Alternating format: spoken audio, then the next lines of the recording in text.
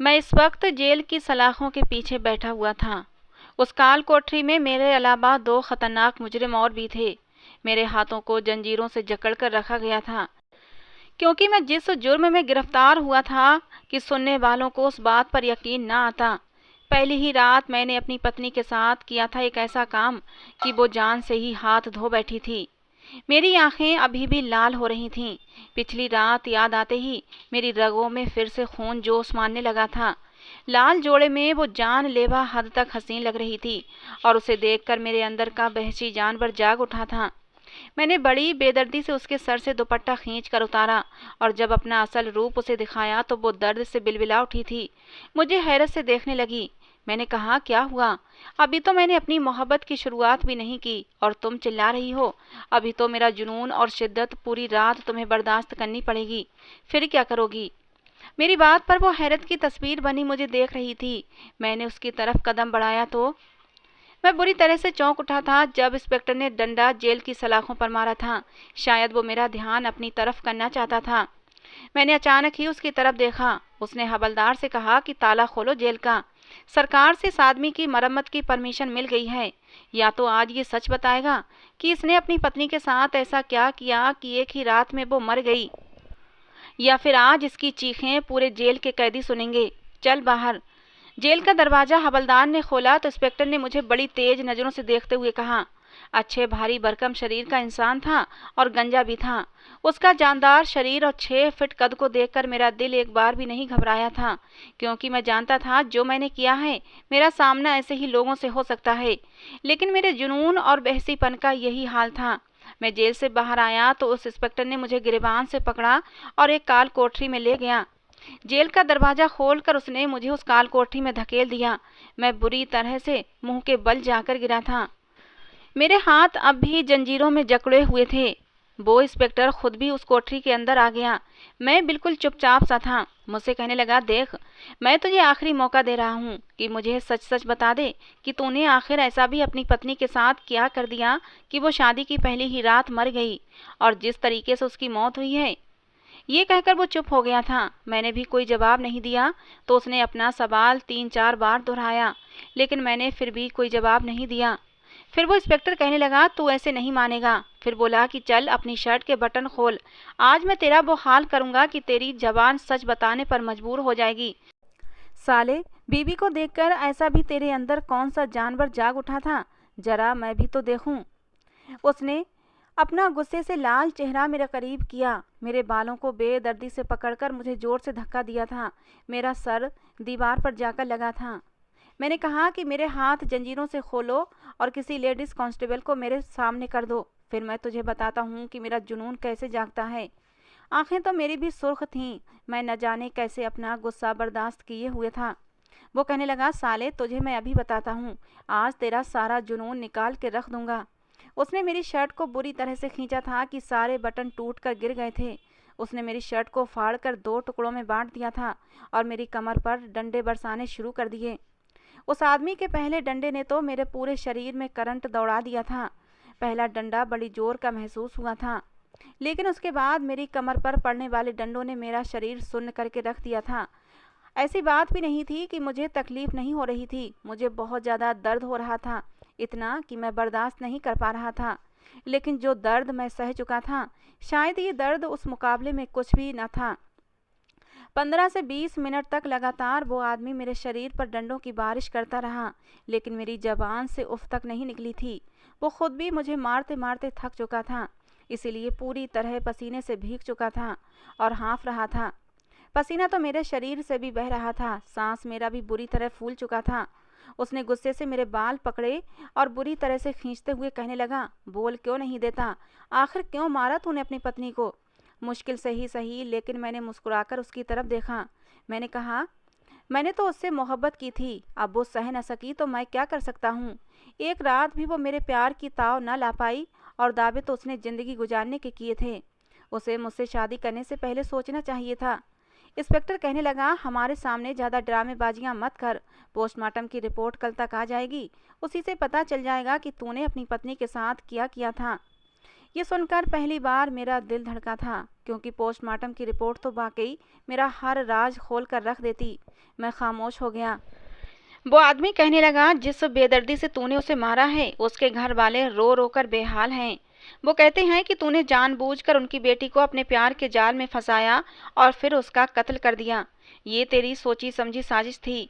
ये मौत कोई नेचुरल मौत न थी, ये अचानक से होने वाली मौत नहीं थी। कल की रिपोर्ट तुझे मुजरिम साबित कर देगी और फिर देख तेरा क्या हाल होता है, बचेगा तो तू भी नहीं। ये कहकर वो इंस्पेक्टर जेल से बाहर निकल गया। मुझे भी हवलदार ने ले जाकर वहीं बंद कर दिया, जिस जेल में मैं पहले बंद था।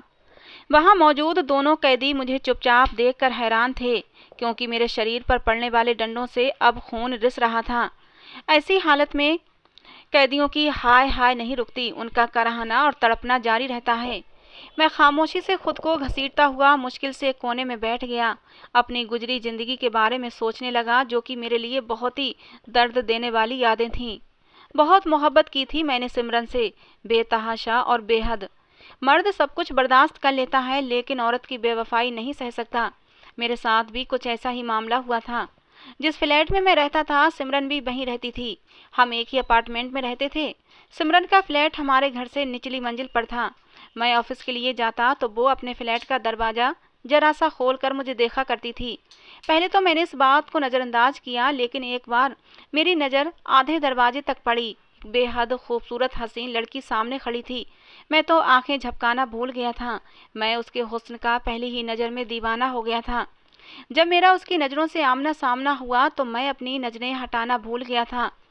लेकिन इससे पहले मैं अपने होश पूरी तरह खो बैठता, फ्लैट का दरवाज़ा धड़ की आवाज़ के साथ बंद हुआ था। मैं बुरी तरह से चौंक गया था। फिर खुद को झटका और फटाफट से सीढ़ियाँ उतरकर बाहर चला गया। लेकिन पूरा दिन मुझे सिमरन के ख्यालों ने परेशान किया था। मैं दिलफेक टाइप का इंसान बिल्कुल भी नहीं था। मैं अपनी सोचों में गुम था कि जब मुझे किसी ने बाजू से पकड़कर झंझोड़ा था, बाजू पर लगे जख्मों ने मुझे कराहने पर मजबूर किया था। मैंने आंखें खोली तो ये देखा कि मेरे बराबर में मौजूद कैदियों में से एक कैदी मेरे पास बैठा था। कहने लगा, तुम सच क्यों नहीं बता देते पुलिस को? तेरे जख्मों को देखकर तो मेरा दिल भी दहल गया है। क्यों सह रहा है ये सब कुछ? मैंने एक ठंडी आह भरी थी, लेकिन जबान नहीं खोली थी। हमेशा औरत को ही पारसाई देवी समझा जाता है, वफा का पुतला कहा जाता है और बेवफाई का लेबल मर्द के माथे पर चिपका दिया जाता है। लेकिन मेरा केस शायद अलग था। अगले दिन वही पुलिस वाला दोबारा मेरे पास आया, मुझे कनखियों से देखने लगा और बोला, मैंने जिंदगी में बड़े दरिंदे टाइप के लोग देखे हैं, मगर तुझ जैसा चालाक कातिल नहीं देखा। अबे तूने 2 शादियां कर रखी थीं। पहली पत्नी भी मर चुकी है और दूसरी को तूने एक रात में ही मार डाला। ऐसी कौन सी आग है तेरे अंदर? मैंने कोई जवाब नहीं दिया। फिर वो बोला, तेरी गुजरी जिंदगी की सारी पोल पट्टियां खुल गई हैं मेरे सामने। फिर उसने मुझे जो खबर सुनाई वो मेरे लिए बहुत ही दर्द देने वाली थी। वो कहने लगा, तेरी पत्नी के पोस्टमार्टम की रिपोर्ट आ चुकी है और उस रिपोर्ट ने मुझे हैरत में डाल दिया है, क्योंकि जैसा हम समझ रहे थे वैसा तो कुछ भी नहीं है। फिर वो पुलिस वाला कहने लगा कि तेरा केस मेरे लिए एक पहेली बन चुका है। तू सच बता दे तो मैं वादा करता हूँ कि मैं तेरी सजा कम करवा दूंगा और तुझे यहाँ से जेल से निकालने में भी तेरी मदद करूंगा। उसकी ये बात सुनकर मैं गुस्से से फट पड़ा था। मैंने कहा कि तुम लोगों के वादे कभी सच्चे नहीं होते। औरत 4 आंसू बहाकर मजलूम बन जाती है और मर्द सिर्फ इसलिए झूठा पड़ जाता है कि वो मर्द है और वो रो नहीं सकता। हमारा समाज ही उसे जालिम समझता है, लेकिन औरत की बेवफाई को कोई नहीं देखता। मेरी बात सुनकर इंस्पेक्टर कहने लगा, तू मुझे सारी बात सच सच बता दे, मैं वादा करता हूँ कि तेरे साथ इंसाफ कराऊंगा। मैंने कोई भी जवाब नहीं दिया, क्योंकि मैं जानता था ये सारे झूठे दिलासे हैं। उसने मेरी जेल का दरवाज़ा खोला और कहने लगा कि बाहर आओ। वो मुझे फिर से उसी काल कोठरी में ले गया जहाँ कल उसने मेरी खातिरदारी की थी। लेकिन इस बार वहाँ पर एक गोल मेज और 2 कुर्सियाँ रखी हुई थीं। पीछे वही पीला बल्ब जल रहा था। इस बार उस इंस्पेक्टर के बोलने का अंदाज बड़ा ही धीमा था। वो कहने लगा, जो कुछ पोस्टमार्टम में आया है उसने मुझे हैरान कर दिया है। मैं तो तुझे हवस का पुजारी समझता था, लेकिन ऐसा नहीं है। वो अपना चेहरा मेरे चेहरे के करीब लाया और कहने लगा, सच बता, आखिर मसला क्या है तेरे साथ? मैं अभी तक चुप था। फिर इंस्पेक्टर बोला, अच्छा चल इतना ही बता दे कि पहली पत्नी को क्यों मारा था? और इस सवाल ने तो जैसे मेरे अंदर आग सी लगा दी थी। मैंने कहा, मैंने नहीं मारा उसे। मेरे बोलने का अंदाज इस कदर तेज था कि वो इंस्पेक्टर एकदम से चौंक गया था। मेरा बर्दाश्त अब जवाब दे गया था। सिमरन की याद आते ही मेरे दिल में दर्द की टीस उठी थी और मैं फूट फूट कर रोने लगा। मेरी आंखों के सामने सिमरन का चेहरा आ गया था, हंसता मुस्कुराता। मासूमियत की तस्वीर थी वो लड़की। मैं अपने अतीत में खो चुका था। इंस्पेक्टर मुझे बहुत ही ध्यान से सुन रहा था। मुझे याद आने लगा कि एक दिन मेरी माँ ने भिंडी बनाई थी और मुझे वो बिल्कुल भी पसंद नहीं थी। मैंने कहा, माँ मैं खाना नहीं खाऊंगा, आप जानती हैं मुझे ये भिंडी बिल्कुल भी पसंद नहीं। मेरी माँ कहने लगी, अच्छा आज का खा लो, कल तुम्हारी पसंद का कोई अच्छा सा खाना बना दूंगी। लेकिन मैंने भी साफ मना कर दिया और मुंह फुलाए टीवी देखने लगा। तभी बाहर दरवाजे की डोरबेल बजी थी। मम्मी किचन में थी इसलिए मुझे ही उठकर जाना पड़ा। मैंने पूछा कौन, तो एक सुरीली सी आवाज़ मेरे कानों से टकराई थी। कहने लगी, जी दरवाज़ा खोलिए, मैं आपके पड़ोस से आई हूँ। मैंने दरवाज़ा खोला तो सामने वही हसीन खूबसूरत परी खड़ी थी। उसे देखकर तो मेरी सूझबूझ फिर से गुम हुई थी। मुस्कुराते हुए उसने अपने हाथ में पकड़ी प्लेट मेरे सामने कर दी। मैंने प्लेट उसके हाथ से ली, ऊपर रखा हुआ रुमाल हटाया तो उसमें वेज पुलाव था। वो कहने लगी, मौसी घर पर हैं। मैं पीछे हट गया। मैंने कहा, जी अंदर किचन में काम कर रही हैं। वो अंदर आ गई। मेरी माँ ने दरवाजे पर बोलने की आवाज़ें सुनी तो किचन से बाहर आ चुकी थीं। मैं अभी तक दरवाजे पर खड़ा उसी को देख रहा था। वो लड़की जाते हुए मुझसे कहने लगी, ये पुलाव मैं ख़ास आपके लिए लेकर आई हूँ क्योंकि मुझे पता है आप भिंडी नहीं खाते। ये सुनकर मुझे हैरत का झटका लगा और फिर बातों बातों में मुझे अपनी माँ से मालूम हुआ कि वो लड़की रोज़ाना हमारे घर आती रहती है और मेरी माँ से खूब सारी बातें करती है। मेरी माँ भी उस पर दिलो जान से फिदा थीं और मैं भी उस लड़की पर अपना दिल हार बैठा था। इसीलिए मेरी माँ ने जब उस लड़की के लिए मेरी रजामंदी पूछी तो मैंने भी कोई ऐतराज़ नहीं किया। यूँ बहुत ही आसानी के साथ मेरी शादी सिमरन से हो गई। सिमरन को पाकर मैं बहुत खुश था। जितनी मोहब्बत मैं उससे करता था ऐसे ही जज्बात वो भी मेरे लिए रखती थी। हम दोनों ही एक दूसरे की संगत में बेहद खुश थे कि तभी मेरी माँ का देहांत हो गया। वो बीमार तो पहले से ही थीं, लेकिन अचानक से हमें छोड़कर चली गईं। उसके बाद मेरी कंपनी ने मुझे दूसरे शहर भेज दिया। मुझे कंपनी की तरफ से फ्लैट और गाड़ी भी मिला था। मैं सिमरन के साथ चंडीगढ़ में शिफ्ट हो गया। जिस बिल्डिंग के फ्लैट में मैं रहता था उसी बिल्डिंग में मेरे फ्लैट के सामने एक और फ्लैट बना हुआ था। उसमें एक और फैमिली भी रहती थी। हमें अभी शिफ्ट हुए कुछ ही दिन गुजरे थे कि रात के 2 बजे मुझे वहाँ से किसी के लड़ने की आवाज़ें आने लगीं। मेरे साथ साथ सिमरन की भी आँख खुल गई थी। शोर ही कुछ ऐसा था।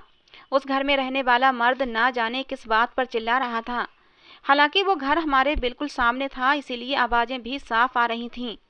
अगले दिन मैं ऑफिस के लिए जैसे ही अपने फ्लैट से निकला, एक 40-45 साल का आदमी उसी समय अपने फ्लैट से निकला था और उसके पीछे फ्लैट के दरवाजे पर खड़ी लड़की के चेहरे पर जख्म और नील के निशान थे। मैंने बस एक छोटी सी नज़र ही उस पर डाली थी, लेकिन उसके चेहरे पर जख्मों ने मुझे दोबारा से उसे देखने पर मजबूर किया था। लेकिन फिर मैंने फ़ौरन से अपनी नज़र बदलकर नीचे उतर गया था। पता नहीं वो आदमी क्यों अपनी बेटी को मारता था, किस बात पर उनका झगड़ा होता था। वो लड़की मुश्किल से 20 साल की थी। 2 दिन बाद मुझे फिर वही आवाज़ें सुनाई देने लगीं और फिर तो जैसे ही सिलसिला ही शुरू हो चुका था। हर 2-3 दिन बाद ऐसा ही शोर और झगड़ा हमें सुनाई देने लगा। एक दिन मैंने सिमरन से कहा कि ये किस नरक में हम लोग फंस गए हैं। वो कहने लगी, यूँ मत कहिए, मुझे उस लड़की पर बहुत तरस आता है। एक तो उसका पति उससे दुगनी उम्र का है और ऊपर से उस पर जुल्म भी करता है। ये सुनकर तो मेरा दिमाग चकरा कर रह गया था। मैं तो उस लड़की को उस आदमी की बेटी समझा था। मैं एकदम से उठकर बैठ गया। मैंने कहा, क्या कहा तुमने? वो उस आदमी की पत्नी है। कहने लगी, हाँ बेचारी बड़ी ही मजलूम है। ये सुनकर मुझे बड़ा दुख हुआ था। खैर मैं दूसरों के मामले में कम ही दखलंदाजी करता था और फिर धीरे धीरे सिमरन की उस लड़की से दोस्ती हो गई। मैंने भी ऐतराज नहीं किया। औरतों के मामले में मैं क्या बात करता। सिमरन उसकी बातें मुझे सुनाती रहती थी, लेकिन मैंने ये चीज़ नोट की थी कि जब से सिमरन चंडीगढ़ में फ्लैट में रहने आई थी, कुछ महीने से ही उसका व्यवहार मेरे लिए बदलने लगा था। हालांकि मेरी तरफ से कोई रोक टोक नहीं थी, लेकिन अब अक्सर वो घर की तरफ ध्यान नहीं देती थी। मैं घर आता तो खाना तैयार नहीं होता था। एक बार मैं घर आया तो कई बार डोरबेल देने के बावजूद दरवाज़ा नहीं खुला। चंडीगढ़ में हमारा कोई रिश्तेदार नहीं था कि मैं ये सोच लेता कि सिमरन वहाँ गई होगी। मजबूरन मुझे बराबर वाला दरवाज़ा खटखटाना पड़ा। मुझे लगा कि सिमरन की इस लड़की से दोस्ती है तो शायद सिमरन यहाँ पर होगी। पहली ही बेल पर दरवाज़ा खुला तो सामने वही लड़की खड़ी थी। कहने लगी, जी कहिए। मैंने कहा, सिमरन आपके घर पर है। वो कहने लगी, नहीं तो, मेरे घर पर तो नहीं है। हाँ, एक लड़का आया था, मैंने उसे उसके साथ जाते हुए देखा था। शायद वो उसका भाई होगा। उस लड़की की बात ने तो मुझे चौंका के रख दिया था। पहले तो सिमरन का कोई भाई नहीं था और चंडीगढ़ में तो उसका कोई भी नहीं था, ना कोई रिश्तेदार, ना ही कोई मिलने जुलने वाला। मैंने अपनी जेब से मोबाइल निकाला और सिमरन का नंबर मिलाया। लगातार घंटी जा रही थी लेकिन वो फ़ोन नहीं उठा रही थी। अब मैं परेशान होने लगा कि वो कहाँ गई और किस लड़के के साथ गई थी। वो लड़की कहने लगी, ऐसा करें, आप कुछ देर मेरे घर पर बैठ जाएं, सिमरन आएगी तो फिर अपने घर चले जाइएगा। मुझे ये बात सही नहीं लगी। पहले ही उसका पति उसको मारता था, उस पर शक करता था और जुल्म करता था। मैंने कहा, नहीं, रहने दें, मैं यहीं इंतजार कर लूँगा। वो कहने लगी, आपकी मर्जी। उसने दरवाज़ा खुला ही छोड़ दिया और अंदर चली गई। मैं बार बार सिमरन के मोबाइल पर कॉल कर रहा था और वो मेरा फ़ोन नहीं उठा रही थी। कुछ देर बाद वो लड़की कुर्सी लेकर बाहर आई और कहने लगी, ये रखकर यहाँ बैठ जाएं। मैंने वो कुर्सी ली और साइड पर रखकर बैठ गया। मैं थका हुआ ऑफिस से आया था, मुझे आराम की ज़रूरत थी। वो कुछ देर बाद मेरे लिए जूस का गिलास भी ले आई। कहने लगी, आप ऑफिस से थके हुए आए हैं, इसीलिए आप ये पी लें। सिमरन अभी आती ही होगी।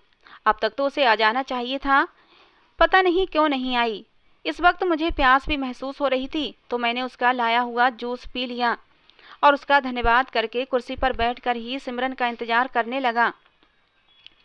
इंतजार करते करते 1 घंटा हो चुका था लेकिन वो अभी तक नहीं आई थी। और फिर थोड़ी देर के बाद मैंने देखा कि सिमरन सीढ़ियाँ चढ़ रही थी। मैंने गुस्से से उसकी तरफ देखा। वो मुझे देखकर घबरा गई थी। कहने लगी, आप जल्दी आ गए। मैंने कहा, मैं जल्दी नहीं आया हूँ, तुम लेट हो। और मोबाइल कहाँ है तुम्हारा? और कहाँ गई थी तुम, किसके साथ गई थी? एक ही सांस में मैंने कई सवाल कर डाले थे। उसने जल्दी से अपने पर्स से चाबी निकाली और दरवाज़ा खोलने लगी।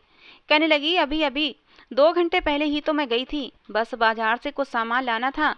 उसके हाथ में बस एक ही थैली थी। कहने लगी कि मैंने सामने वाली फ्लैट की टीना को बताकर तो गई थी, उसने आपको बताया नहीं। वो फ्लैट का दरवाज़ा खोल चुकी थी। अंदर दाखिल होते हुए मैंने कहा, तुम किसके साथ गई थीं? कहने लगी, क्या हो गया है आपको? जाहिर सी बात है, अकेली ही गई थी और यहाँ करीब में जो मार्केट है वहीं तक गई थी। वो थैली से दूध के डिब्बे, ब्रेड और किचन का दूसरा सामान निकाल रही थी। फिर अपना पसीना पोंछने लगी। कहने लगी, मैं तो समझी थी कि मार्केट करीब होगी, लेकिन पैदल आने जाने में पता ही नहीं लगा कि 2 घंटे का समय कैसे निकल गया। मैंने कहा, ये सब कुछ सामान लाने में तुम्हें इतना समय लग गया कि 5 घंटे तुम बाजार में गुजार कर आ रही हो। मेरी बात पर उसने चौंक कर मुझे देखा और कहने लगी, क्या हो गया है आज आपको? क्यों बेकार में मुझसे बहस कर रहे हैं? मुझे ये समझ नहीं आ रहा था कि सिमरन मुझसे झूठ क्यों बोल रही थी। वो पिछले 5 घंटे से घर पर नहीं थी और मुझसे कह रही थी कि अभी 2 घंटे हुए हैं। और फिर वो लड़का कौन था जिसके साथ वो गई थी? लेकिन फिर जल्दी ही मैंने अपना सर झटक दिया। मैं सिमरन पर शक नहीं करना चाहता था। मैं नहीं चाहता था कि शक का जहर अपनी ज़िंदगी में घोलूं। मैंने बात को खुद ही रफा दफा कर दिया। लेकिन अगले ही दिन मैंने देखा कि जब मैं ऑफिस से आ रहा था, सिमरन सीढ़ियों पर एक लड़के से बात कर रही थी, हंस रही थी। ये देखकर तो मेरा खून ही खौल उठा था। वो लड़का सिमरन से कह रहा था कि लाइए सामान मुझे दे दें, मैं ऊपर ले जाता हूँ, आप कहाँ इतना वजनी सामान उठाएंगी। लेकिन वो मना कर रही थी। कह रही थी कि मेरा तो हर रोज़ का काम है, आप कब तक ड्यूटी देंगे। मैं तेज़ी से चलता हुआ उन दोनों के पास पहुंचा था। मैंने यही बात सुनी कि मैं गुस्से से उस लड़के की तरफ देखने लगा और फिर सिमरन की तरफ बढ़ा। वो लड़का मुझे देखकर फौरन सीढ़ियाँ चढ़कर वहाँ से चला गया था। सिमरन की मेरी तरफ पीठ थी। मैंने कहा, ये कौन है? तो सिमरन ने मुझे पलट कर देखा और कहने लगी, अच्छा हुआ आप आ गए, पकड़े ये सामान, मैं तो थक गई हूँ। आप तो सुबह सुबह ऑफिस चले जाते हैं और घर की सारी जिम्मेदारियाँ मुझ पर होती हैं। पहले लेकर आओ फिर बनाओ। सिमरन मेरी बात को टाल गई थी। मैंने फिर से सिमरन से उस लड़के के बारे में पूछा तो वो कहने लगी, अरे इसी बिल्डिंग का लड़का है, उसने मुझे सामान उठाए देखा तो पूछ लिया। अब अक्सर ही मैं घर जाता तो सिमरन घर पर नहीं होती थी। बराबर वाली लड़की टीना से पूछता कि सिमरन कहाँ है तो वो बताती कि सिमरन एक लड़के के साथ कई घंटे पहले गई हुई है। अब तो मेरा सब्र जवाब दे गया था। मैं सिमरन से लड़ने भी लगा था लेकिन वो हर बार मेरी बात से मुकर जाती। एक बार मैं ऑफिस से घर आया तो घर का दरवाज़ा खुला हुआ था और ये देखकर तो मैं घबरा गया। जैसे ही मैं अंदर गया तो मुझे कमरे से हल्की हल्की बातें करने की आवाज़ें आ रही थीं। मेरे कमरे का दरवाज़ा भी थोड़ा सा खुला हुआ था। मैंने दरवाज़ा खोल के देखा तो मेरी जान निकल गई। वो लड़का सिमरन के बेहद करीब खड़ा हुआ था, बल्कि यूं कहिए कि वो उसे संभाले हुए था। जैसे ही मेरी नज़र उस पर पड़ी तो दोनों घबरा गए। सिमरन कहने लगी कि प्रशांत, मुझे चक्कर आ गया था, इसीलिए। सिमरन की जबान पर बस यही था कि मैंने उसके मुंह पर खींच के थप्पड़ मार दिया। वो लड़का फौरन घर से बाहर चला गया। मैं गुस्से से पागल हो गया था। मैंने कहा, सिमरन, आखिर वो हमारे कमरे तक आया ही क्यों? मेरी आंखों में शक के डोरे साफ दिखाई दे रहे थे। मेरे शक करने पर सिमरन की आंखों में आंसू झिलमिलाने लगे। कहने लगी, प्रशांत, आप मुझ पर शक कर रहे हैं। मैंने हमेशा आपसे मोहब्बत की है, हमेशा आपके साथ वफादार रही हूँ। आपके अलावा मैंने किसी की तरफ निगाह उठाकर भी नहीं देख सकती। उसकी माँ ने सूजी का हलवा बनाया था, वो वही देने आया था। मैं उसे कहीं बाहर दिखाई नहीं दी तो वो कमरे तक चला आया था। हाँ, मैं मानती हूँ कि उसका यूं हमारे कमरे में आना गलत था। मैं भी उसे कमरे में देखकर हड़बड़ा गई थी और उसी हड़बड़ाहट में मैं बेड से उठी थी कि मेरा पैर फिसल गया था। मैं गिरने ही वाली थी कि उसने आगे बढ़कर मुझे संभाल लिया। जो भी कहानी सिमरन बना रही थी, मुझे उस पर बिल्कुल भी विश्वास नहीं था। न जाने कब से शक का बीज मेरे दिल में पड़ चुका था, जो अब एक ताकतवर वृक्ष बन चुका था। मैंने सिमरन को 2-3 थप्पड़ और मारे और धक्का देकर घर से बाहर निकाल दिया। वो मेरे हाथ जोड़ती रही, मुझसे विनती करती रही, मुझे अपनी वफा का विश्वास दिलाती रही, लेकिन मैं गुस्से से पागल हो गया था। अपनी पत्नी की बेवफाई सह नहीं पा रहा था। लेकिन आधे घंटे बाद ही मुझे कॉल आई कि रोड क्रॉस करते हुए आपकी पत्नी का एक्सीडेंट हो गया है और वो मौके पर ही मर चुकी है। मेरे लिए ये खबर किसी धमाके से कम न थी। सिमरन को खो देने का मुझे बहुत दुख था। मैं गुस्से में ना जाने क्यों अंधा हो गया था। लेकिन मेरे लिए ये बात भी सहन नहीं हो रही थी कि मेरी पत्नी ने मेरे साथ बेवफाई की थी। सिमरन के बगैर जिंदगी वीरान सी हो गई थी। मैंने सिमरन से दिलो जान से मोहब्बत की थी। एक तरफ सिमरन की बेवफाई का गम मेरे दिल में था, तो अब उसके जाने का गम भी मेरे दिल से चिपक गया था। मैं किसी भी तरह सह नहीं पा रहा था कि सिमरन मेरी जिंदगी से हमेशा के लिए जा चुकी है। मेरी पूरी दुनिया ही उजड़ चुकी थी। अब कुछ भी अच्छा नहीं लगता था। सिमरन को मरे अभी कुछ ही दिन हुए थे कि सामने वाले फ्लैट से टीना के पति के मरने की खबर मिली। अचानक से उसको हार्ट अटैक हुआ था और वो मर गया था। टीना बेसहारा हो गई थी। एक बार टीना कहने लगी कि आप मुझसे शादी कर लें, मुझे भी एक सहारे की ज़रूरत है और आपको भी एक सहारे की ज़रूरत है। हम मिलकर एक दूसरे का सहारा बनेंगे। टीना की बात मुझे सही लगी। मुझे भी एक सहारे की ज़रूरत थी। मैंने भी हामी भर ली। जब मैंने टीना से शादी की तो वो दुल्हन बनकर मेरे कमरे में बैठी हुई थी, लेकिन जैसे ही मैं अपने कमरे में दाखिल हुआ तो वो फ़ोन पर किसी से बात कर रही थी। वो कमरे की खिड़की पर खड़ी थी और किसी से बात कर रही थी और दरवाजे की तरफ उसकी पीठ थी। उसे एहसास नहीं हुआ था कि मैं कमरे में आ चुका हूँ और उसकी बातों ने तो मेरे होश उड़ा के रख दिए थे। टीना किसी से कह रही थी कि मैं तुम्हारे पैसे बहुत जल्द दे दूंगी, लेकिन तुमने तो कमाल कर दिया।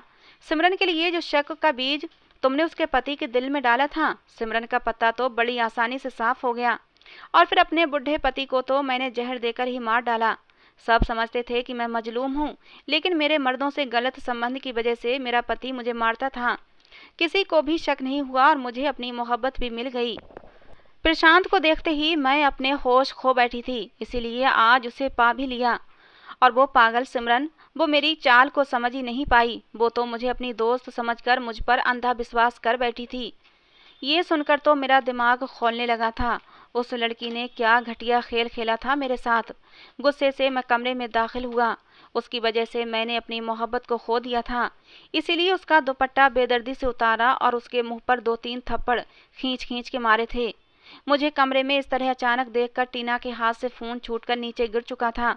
वो मुझे फटी फटी आंखों से देख रही थी और फिर अपनी सफाई देने लगी। प्रशांत, प्रशांत, जो तुमने सुना वो सब गलत है। मैं तो मैंने उसकी कोई भी बात नहीं सुनना चाहता था, क्योंकि सच्चाई तो मैं अब सुन ही चुका था। और जब उसे लगा कि मैं अब कुछ भी सुनने के मूड में नहीं हूँ, तो वो मुझसे हाथ जोड़कर माफ़ी मांगने लगी। कहने लगी, प्रशांत, जो हुआ उसे भूल जाओ। सिमरन अब इस दुनिया में नहीं है। मैं तुम्हारी ज़िंदगी में आ गई हूँ और हम एक नई ज़िंदगी की शुरुआत करेंगे। लेकिन मुझे उससे नफ़रत महसूस हो रही थी। उसकी वजह से मेरी इतनी मोहब्बत और वफादार पत्नी मुझसे दूर हो चुकी थी। अब मैं खुद को सिमरन का कातिल समझ रहा था और फिर उसके बाद मैंने उसका गला दबाकर उसे मार डाला। मैंने उसके साथ कोई भी शारीरिक संबंध नहीं बनाया था और यही उसकी पोस्टमार्टम की रिपोर्ट में भी आया था। उसने मेरा घर बर्बाद करके रख दिया था। मैं कैसे उसे माफ़ कर देता? मेरी मासूम और इतनी प्यार करने वाली सिमरन को उसने मुझसे छीन लिया था, तो कैसे मैं उसे जिंदा छोड़ सकता था? मेरी बात सुनकर वो पुलिस वाला खामोश हो गया था।